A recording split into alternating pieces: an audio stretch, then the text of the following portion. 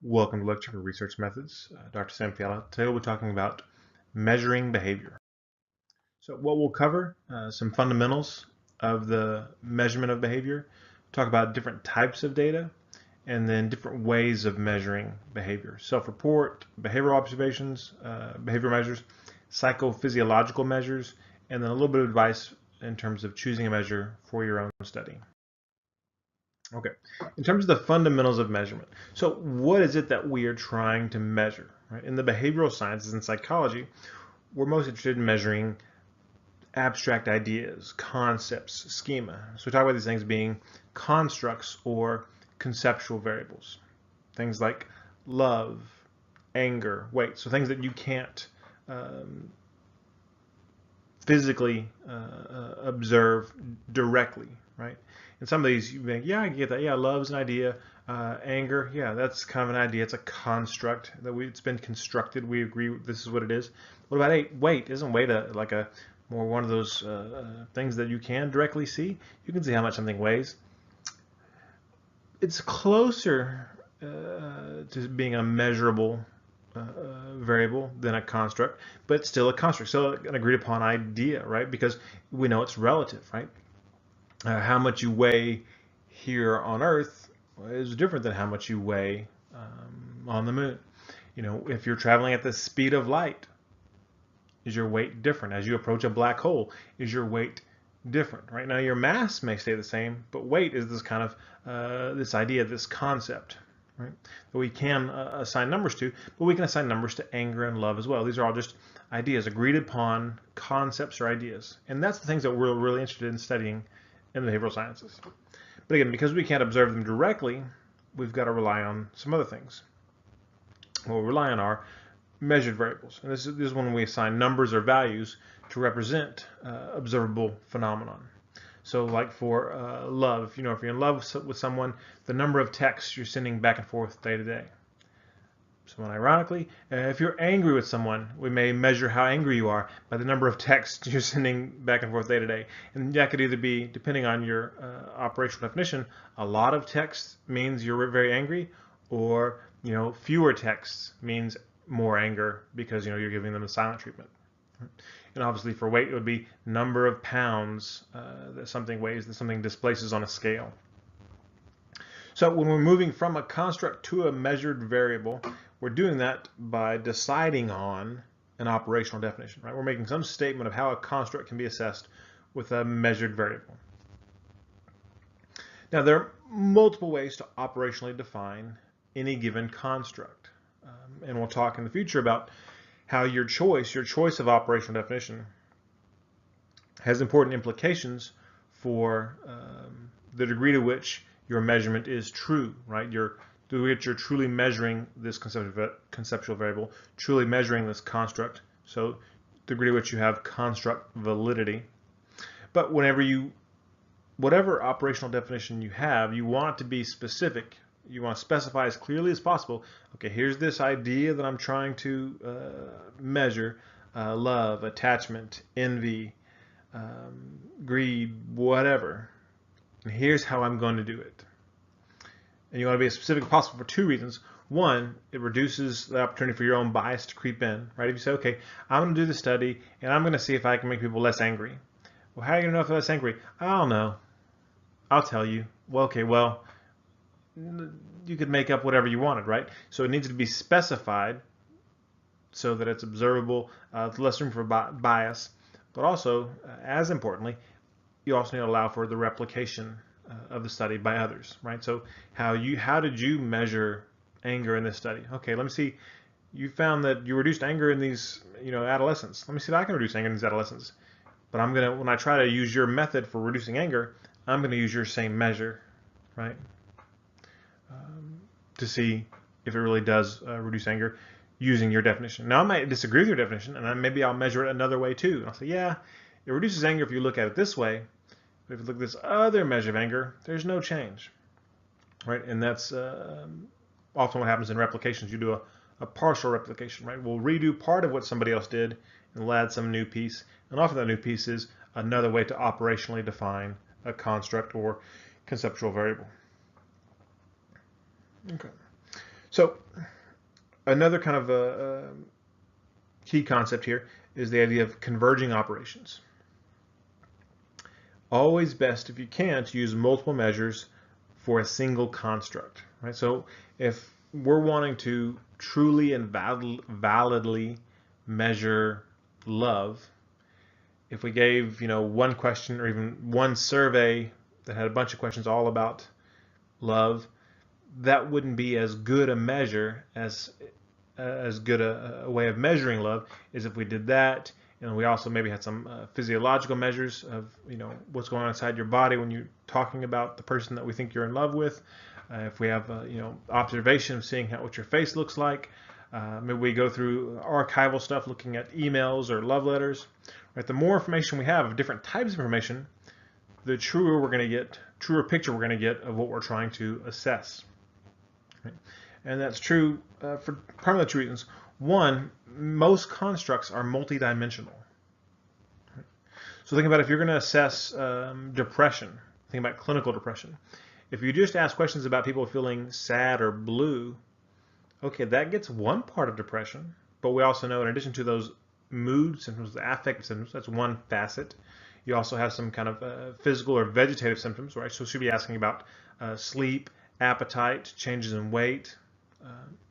And then there are also cognitive symptoms, right? Difficulty concentrating, guilty thoughts, maybe thoughts of self-harm.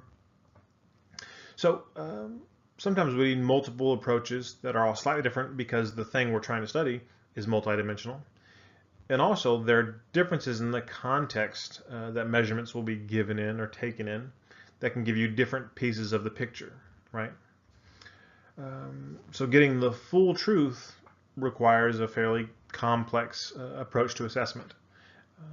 And unfortunately, in most studies, it's too expensive, too time-consuming to get the full picture. So you're going to pick, okay, well, what's the fewest measures I can use, and what are the best ones in the amount of money and the amount of time I have to get as close to the truth as I can, knowing that I'm probably going to fall short a little bit.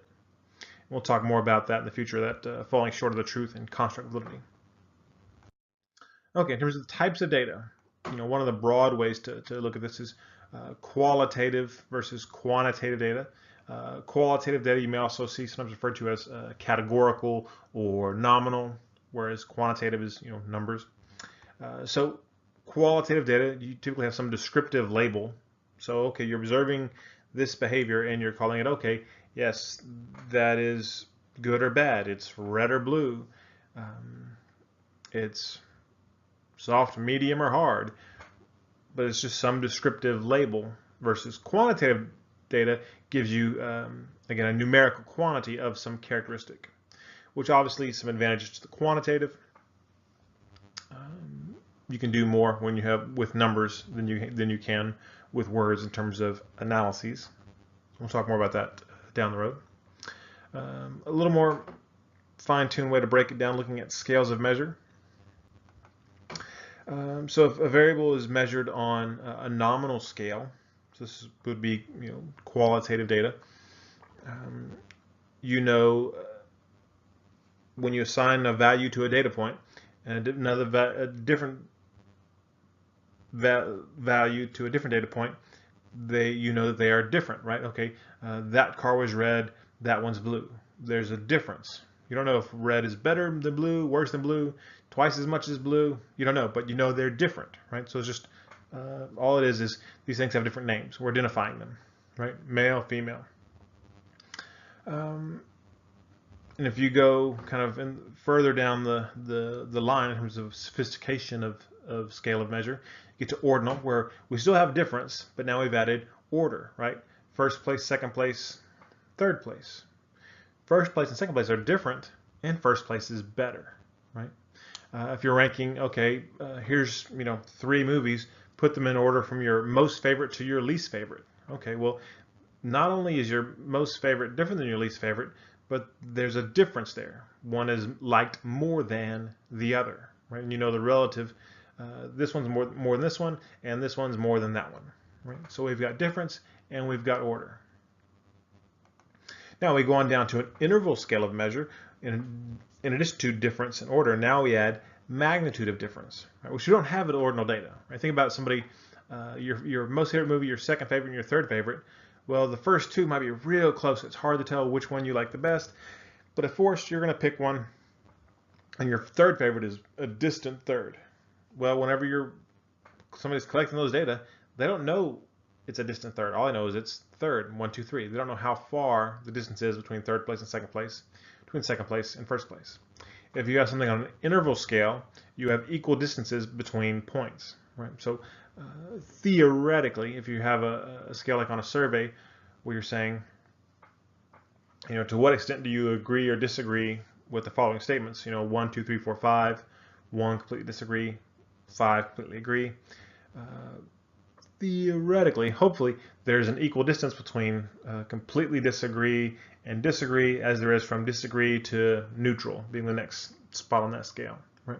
So if that's true, that's an interval level of measurement. So we can talk about this being more than that one and how far they are apart. Now, if you have all those characteristics and you add to it a true zero, then you can get difference, order, magnitude difference, and relative value in terms of something being twice as much, 3 times as much. So for this, again, you have to have a true zero. So on the scale of measure, whatever you're measuring, somebody has to be able to get none of it, none of that characteristic. Right? So if you're looking at the example we always use to kind of make this clear is looking at a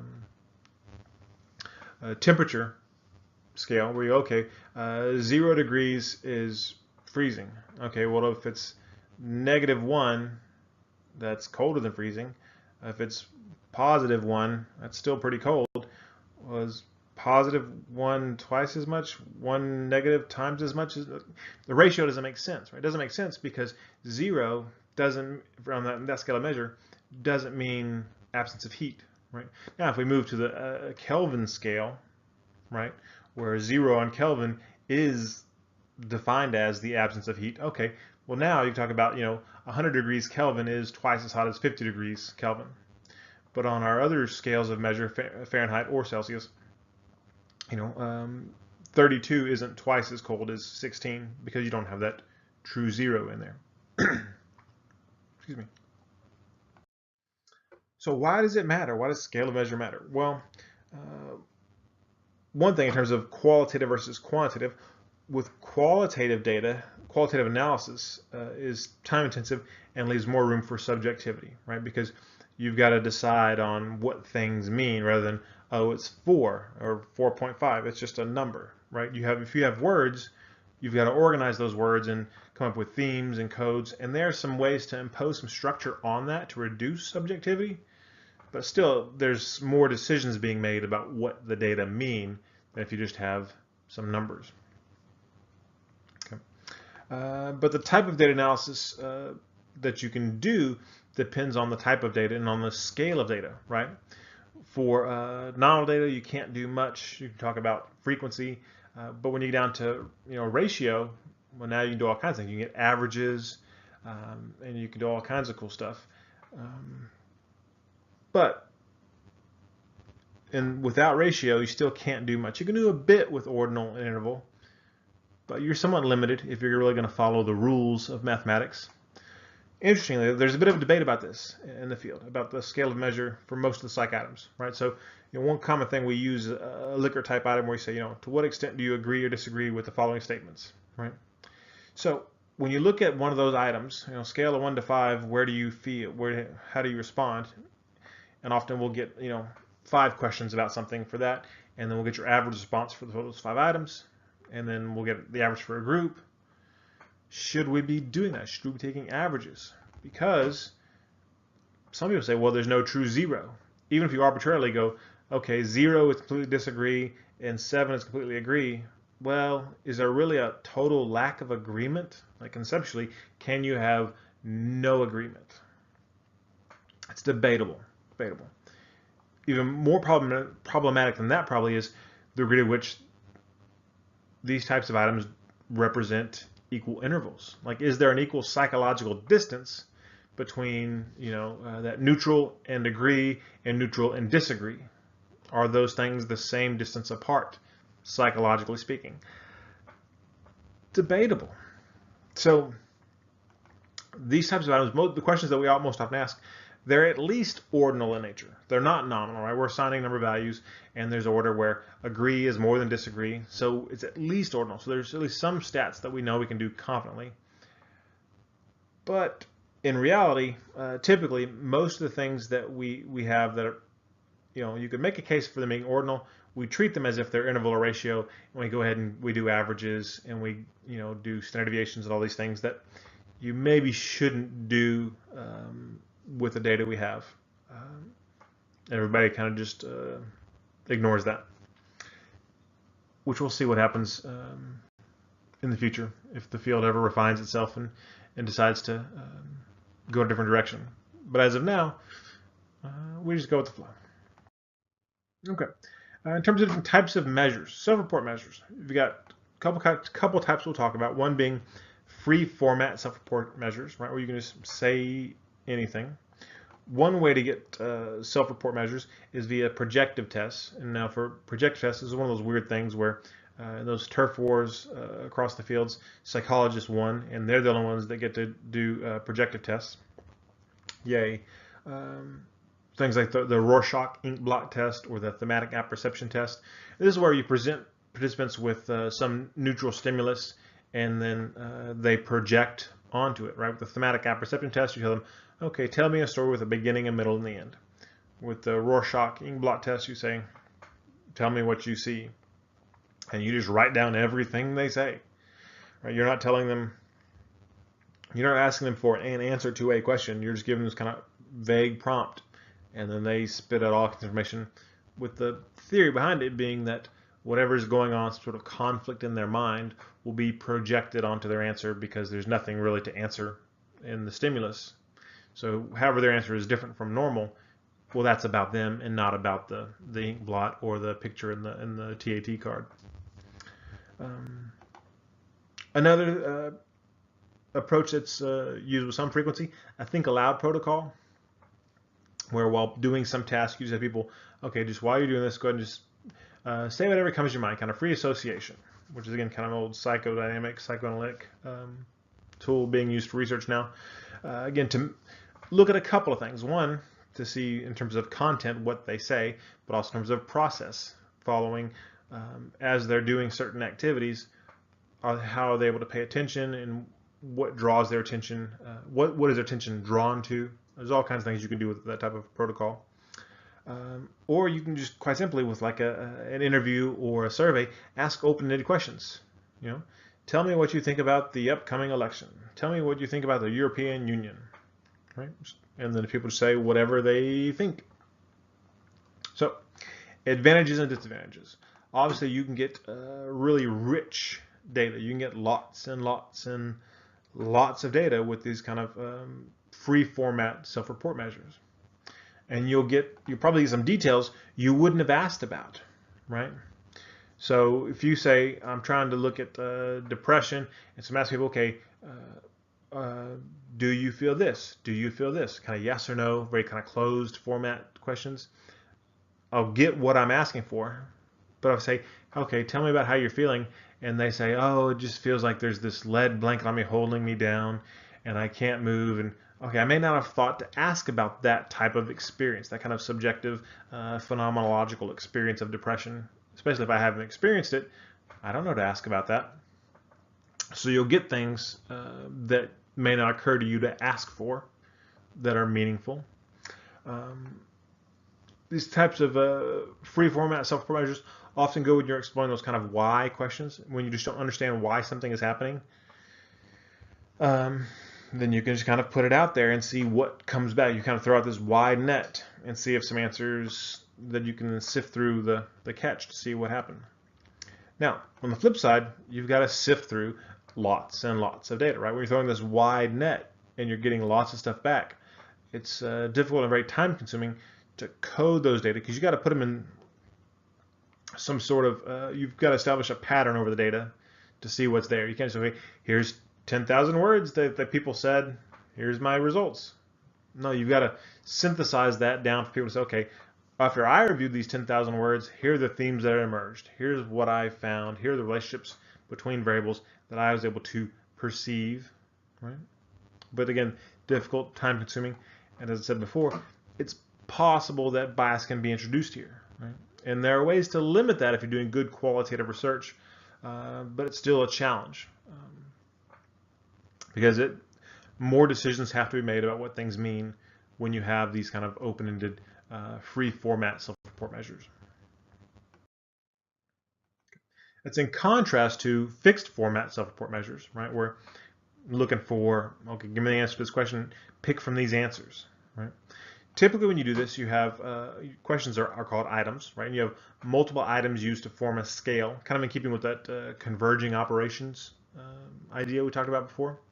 So if I'm going to ask people about depression, I'm going to ask 20 questions about depression, 20 different items, and I'm going to either sum or average the answers to all those questions to get one score to tell me how depressed you are.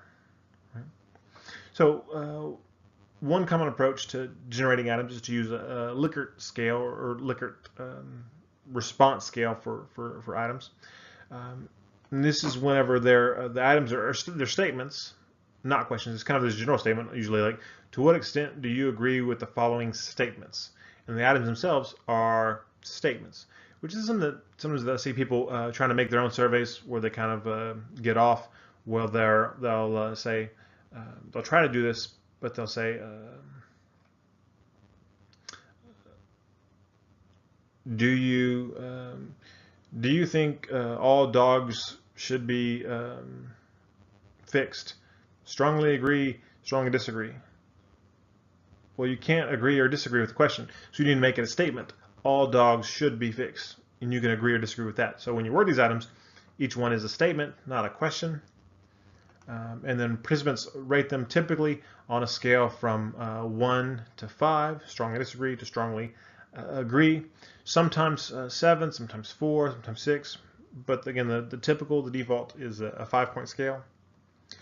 So for a second, think about if you were designing this scale, getting people to agree or disagree with the items to figure out how people felt about some issue. Why would you choose an even number versus an odd number of responses? Keeping in mind that when you have an odd number of responses, that middle response is, neutral or no opinion.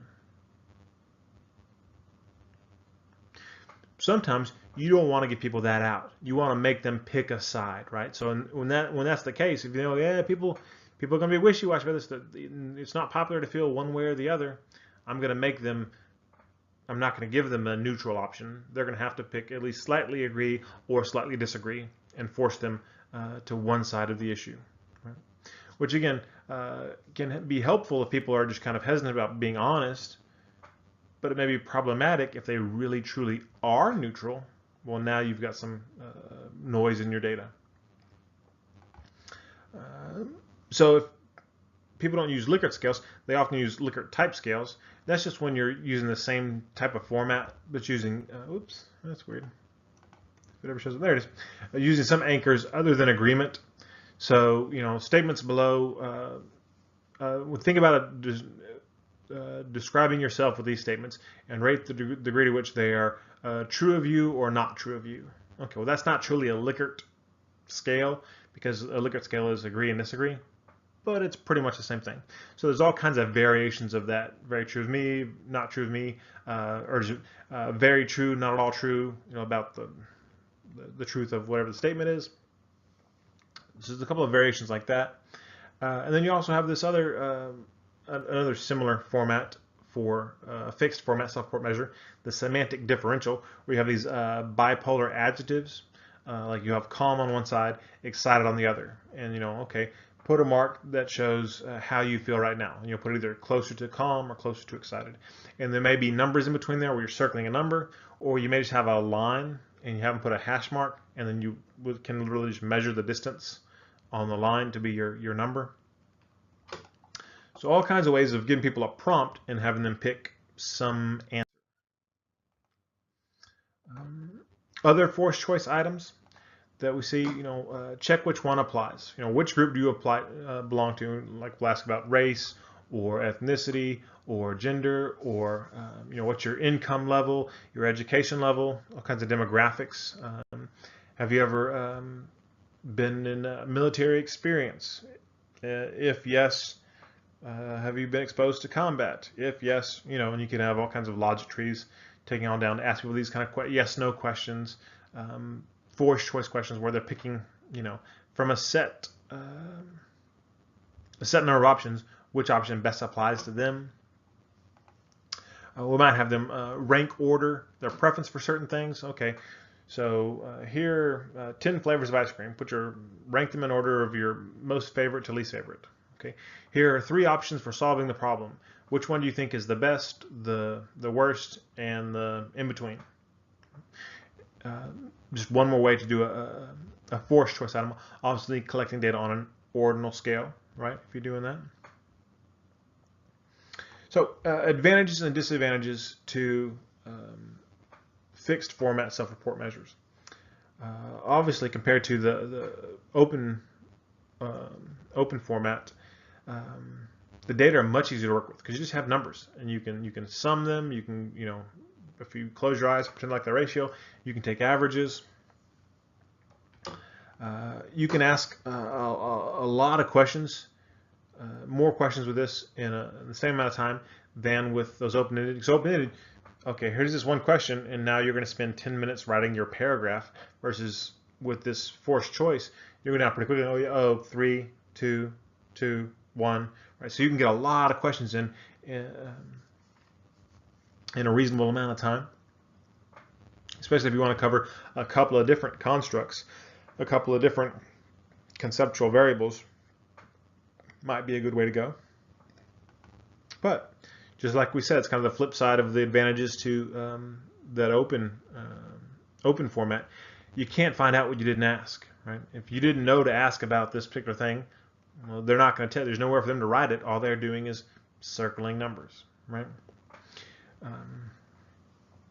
So if you're asking about military service, like, well, I'm actually not a U.S. citizen, but I did serve in the Israeli army, but there's nowhere to indicate that. They may just put no, but really maybe they were military in terms of what you're interested in, but you're not going to find that out because closed format, you had a forced choice and you didn't account for all the possible choices that needed to be there. There's also the possibility of response sets when people are responding to these things. Acquiescence response sets where they're saying yes, yes, yes, yes, yes, true, true, true, true, true for everything, or naysaying where everything's no, no, no, false, false, false, or random response patterns where they're just kind of closing their eyes and circle, circle, circle. I gotta get through this stupid survey, yada, yada. So that's a potential disadvantage, but there are ways to deal with it, particularly the acquiescence and naysaying, because often what you do is reverse word items, right? So if you've got 10 questions about depression, and it's a kind of this agree, disagree, maybe 5 of them will be, if you agree, then it's being scored as more depressed. But then another 5, if you agree, is going to be scored as less depressed, right? So to what extent do you love going out and talking to people and being in public? Oh, agree. Okay, then you're not very depressed. And just before you calculate that scale score, you're going to reverse code some of those items. So if somebody put a 5, now that becomes a 1. If they put a 2, it becomes a 4, right? And then you're going to add them up and get your averages and your sums and all that. So you can deal with some of that, and then you can also add some of their validity checks, right? To see, well, you're going to maybe ask almost the same question twice, very similar questions, to where if they answered it differently at 2 points in time, then they've got some sort of response set going on, right? Could be acquiescence, could be naysaying, could be random. Again, depending on how you worded those things. And one last thing, just to keep in mind in terms of self-report measures for the fixed format, a challenge that researchers, I think, are increasingly going to have to come to terms with for these other forced choice items talked about, where you check which one applies to you. Is when we're having people describe themselves and their identity. When we're talking about race, ethnicity, and gender in particular, I think we're becoming more and more aware that we can't account for all the choices that fit how people identify themselves, right? And if we don't give them the choices that they would prefer to use, there is some concern that we're not being ethical and maybe causing harm to participants, right? If it's okay, like for gender, if we only give you these two options, male or female, we don't recognize any other gender, but someone identifies in a different category, then that could be harmful to them. And that's something that we're obviously striving not to do as ethical researchers. So this is something that's evolving. As our understanding of identity evolves, the research is going to have to catch up, and it's going to be a little behind, but I think it'll get there. Okay. In terms of some limitations that apply to all self-report measures, so the open or closed, fixed or not, to some degree, there's some reactivity, right? Where people they change how their responses are different because they're being measured, right? So they're not telling the exact truth, right? And one of the most common types of reactivity is social desirability. So they're giving the answer they think is the right answer to give. So if you saw a piece of paper lying on the ground, would you pick it up and put it in the trash can? I absolutely would, because that's the right answer, even though, no, I wouldn't. I'm super lazy and I'm busy or whatever, and I don't care about the earth. Whatever it is, I'm not going to tell you that, even though people know, or they hopefully know, that their responses are anonymous or confidential, and there's really no way the researcher will know what they said. Still, people will say things they think are the right answer, the socially acceptable answer sometimes. And again, you can deal with that to some degree. You can give, in addition to what you're asking about, you can give a measure of social desirability responding, where there are special scales that are built to where people score high on them. It shows that, oh, this person is particularly sensitive to saying the right thing. Therefore, you can't trust their answers to anything else very much. But you also have people that are going to be not telling the truth in terms of either trying to look good in terms of self-promotion, or maybe look bad in terms of malingering. And again, this is more of a concern often in applied settings, whenever people are concerned that the data are going to be used to make some decision about themselves, right? So I need to look better than I am, right? I need to deny any depression or anxiety because I don't want to miss out on this promotion or have this chance to advance in rank, whatever it is. Or maybe I want to look worse than I am because I want to get more time off from work, or I want to get workman's comp, or whatever it may be. So again, people may respond untruthfully whenever they're being measured, either to match what's socially right, or to fake good or fake bad. There's also a thing we don't think about too much is the degree to which they have insight into their own behaviors. So maybe they want to be honest, but they can't. They don't know the true answer, right? So how well do people really know themselves? So when you're asking people about themselves, do they have that information? Is it accessible to them? And this is particularly a concern for why they do things, right?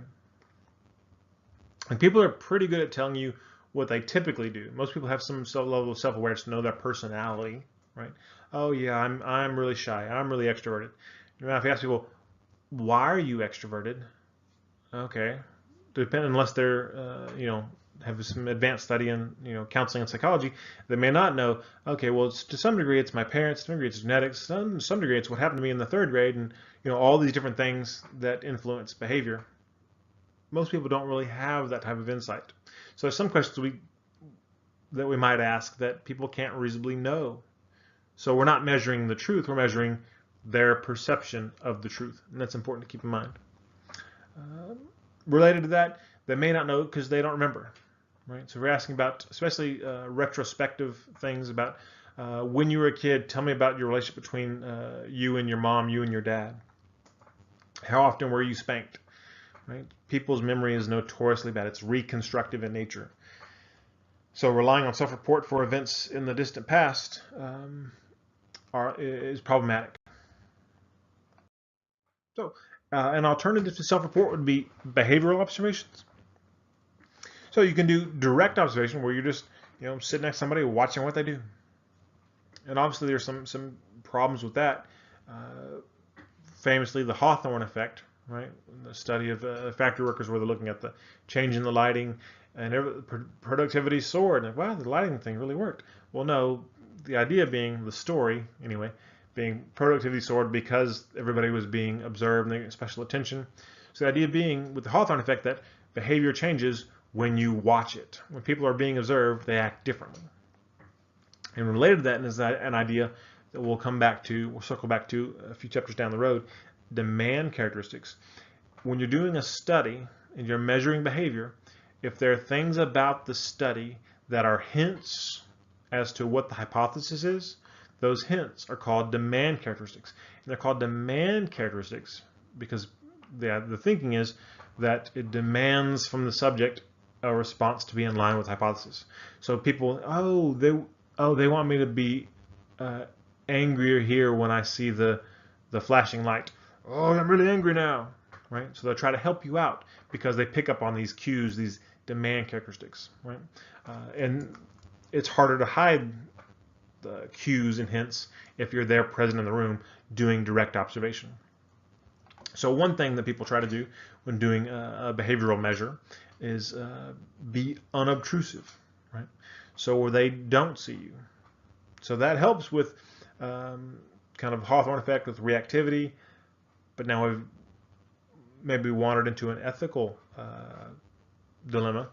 To what degree can we observe people's behavior and invade their privacy to collect data without their consent? There's some questions about that, and it depends on what setting you're collecting the data in, whether or not that's going to be ethical or not. Another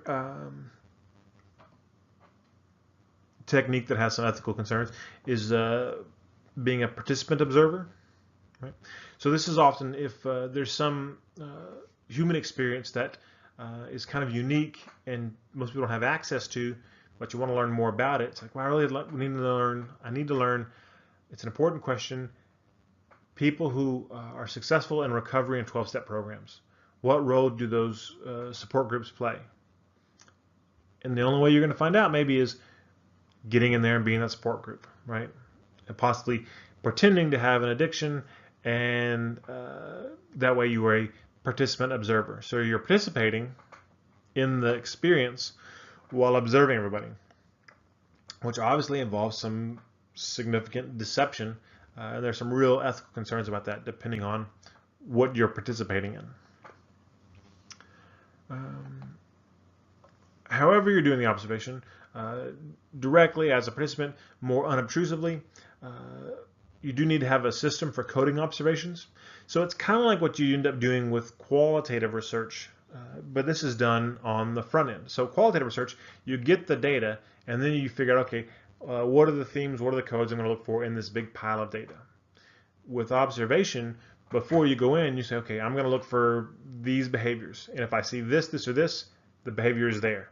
If I don't see that, the behavior is not there. Right? So you set up these definitions beforehand about what is going to count and what's not going to count in terms of specific behaviors you're looking for. So you've got the coding system set up before you do the observation. And that makes it a little less susceptible to bias than going the other way with qualitative research. Another approach to kind of doing a behavior measure would be archival research. So looking at existing data.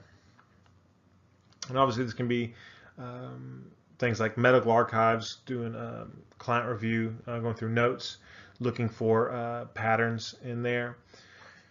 Because again, you're not asking people things that's already happened, and so you're observing behavior that happened in the past, basically. With our archival research, obviously not going to be much reactivity, but the quality of the data is going to vary widely because it probably wasn't collected for your purpose. It was collected for some other purpose. Overall, in terms of advantages and disadvantages of behavioral measures, again, if the more unobtrusive the observation can be, the less reactivity there is. Right? If you can anonymously observe people, there's going to be no reactivity because they don't know they're being observed. You can potentially get some really good ecological validity, and this is my made-up word, real-worldness. Right? So when people are talking about, okay, no, I'm not racist at all, they've got the social desirability bias going on. They may not be being honest. But if you go observe people in the world, interact with people from different backgrounds, you're going to see how they really are versus how they say they are, on some sort of paper and pencil measure. So it can potentially be more real. But the main concern with behavioral measures, other than reactivity, if you can't be unobtrusive, is you can never be certain about the representativeness of your behavioral sample. Right? When you observe somebody, right? So you go to observe people picking up their kids from daycare, and you've got some hypotheses about dads versus moms picking up, and you see a couple of guys being really brusque and rough with the employees. Ooh, yeah, dads are really aggressive to pick up their kids. They must be angry about assuming this role in childcare. Which we don't know is all these dads work at a plant that's 2 miles down the road, and they just heard that there's going to be layoffs, and so there's some sort of historical event that's going on that happened to contaminate the behavioral sample you saw, where that's not how they typically are. That was a unique thing that happened there. So that's a potential danger of behavioral measures. A third approach, getting psychophysiological measures. And typically this is either going to be looking at measuring sympathetic, maybe a parasympathetic nervous system arousal, measuring things like heart rate, skin conductance, respiration, right? With the idea to them being, if you're really excited or happy or angry or lying, anxious, these things are going to show up with your sympathetic nervous system firing. Looking at brain activity using EEG, fMRI, PET scan, CT. And this is usually looking at activity in one area of the brain versus a different area of the brain. Okay, so is this area of the brain lighting up, being more active when you're thinking about this thing? Or do you have more of these type of brain waves, more of these alpha waves or delta waves, especially when we're looking at sleep stuff with EEG? With emotional expression, we do things with EMG, electromusculography. Hook up the electrodes to your face. If you see you're smiling, frowning, when being shown different stimuli. Oops, there it is. So these are really cool things. And then we got some cool advantages, right? One, they're fun. It's fun to play like Dr. Frankenstein in the lab, hooking people up to electrodes. And it's hard to fake. It's hard to lie on a psychophysiological measure. It's not impossible. People can learn to exert control, top-down control, over their autonomic nervous system. Right? It takes a lot of effort and some discipline, but it can happen. Right? Harder for most people to fake the brain scan stuff unless they have access to those scans. Like the psychophysiological measures, you can get those devices yourself. That way you can practice and learn how to fake good or fake bad. With fMRI, a little bit harder unless you have thousands of dollars laying around to buy your own MRI machine. So generally hard to fake, hard to lie on those. But on the flip side, there's some ambiguity of what they mean, right? Especially with the sympathetic nervous system stuff. With the skin conductance, GSR, galvanic skin response, we often use that to indicate, anxiety. Well, are they anxious or are they excited, right? Because it's generally arousal is what's happening. And is that excited arousal different than anxious arousal in terms of you sweating? Maybe. And even if it's anxious, well, anxious about what? Anxious about the picture I showed you, that's the experimental manipulation, or is it anxious about being hooked up to this machine? Is it anxious about, you remembered that you forgot to pick up your laundry at the dry cleaners? Right? So there's a little more ambiguity because these measures are a little more distal from the constructs we're trying to assess. But as the technology advances, there is some promise in there, especially for the brain scan stuff. We'll see what happens. Okay, in terms of for your own study, choosing and finding a measure. Strongly encourage you to look for existing measures. That's not cheating. That's research. That's what you do. You don't need to make your own. You can. You don't need to. Most people don't unless there's some gap where, oh, nobody's come up with a good measure of this construct. Well, I've got to make my own now. But there's been so much research in so many areas. Virtually every construct you can think of, there are multiple measures that are published out there. And if they're things that aren't copyrighted, that if they're just being used by researchers, typically they're free to be accessed. If you can't find it easily, you can email an author and say, hey, can you send me a copy of your measure? I'd like to do some research using it. And they're glad to send it because that means their work's going to be cited some more.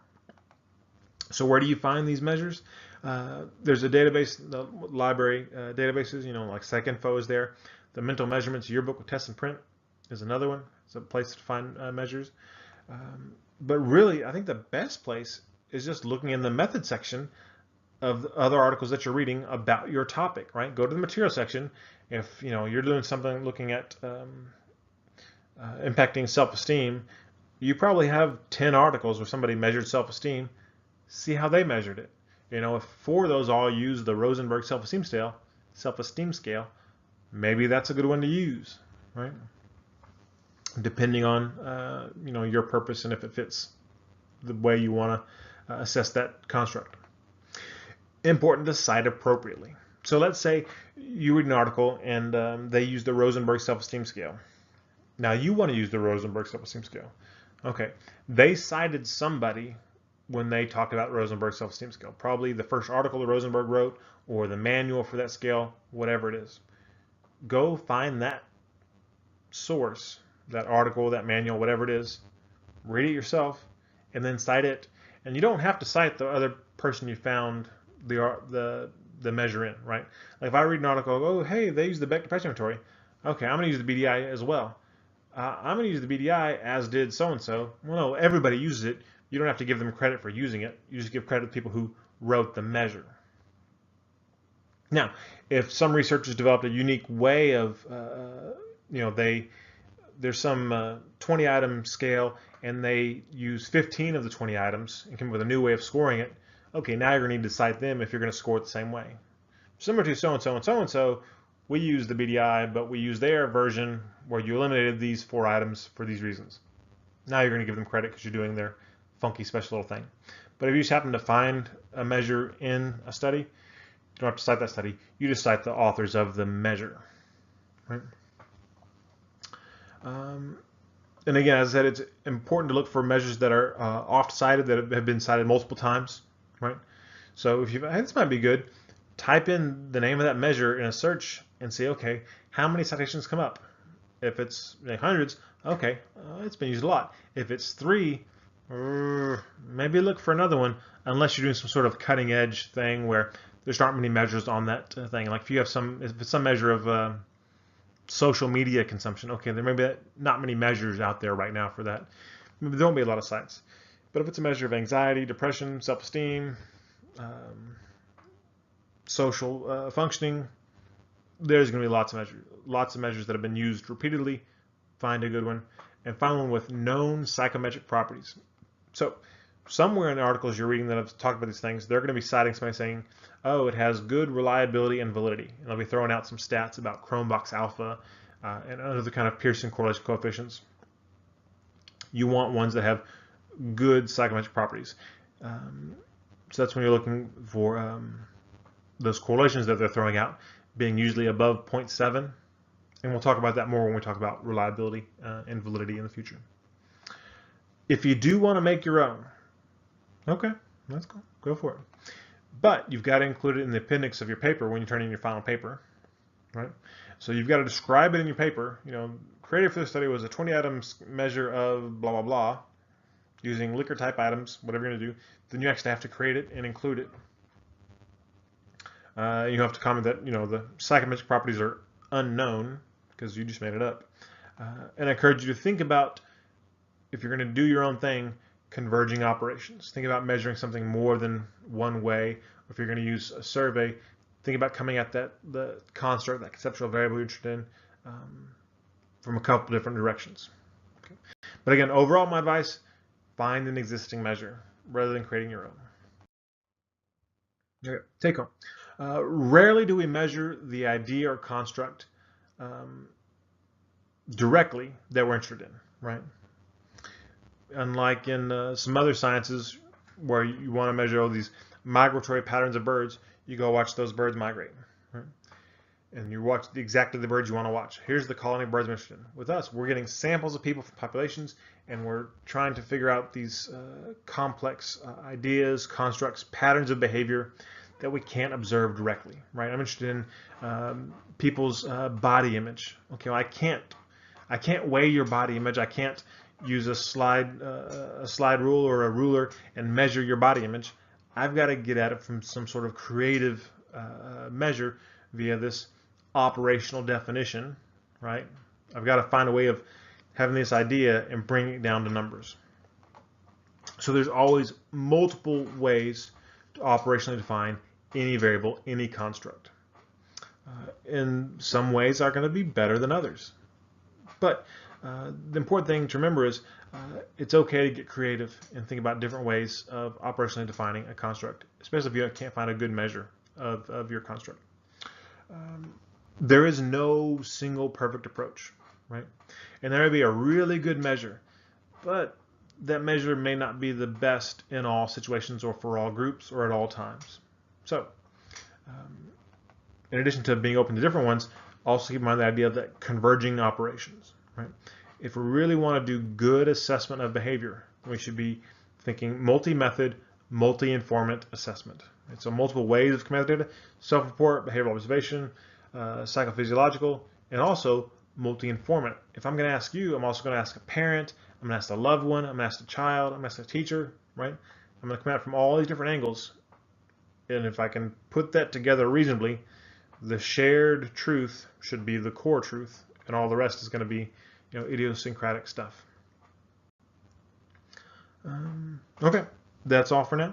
Take care.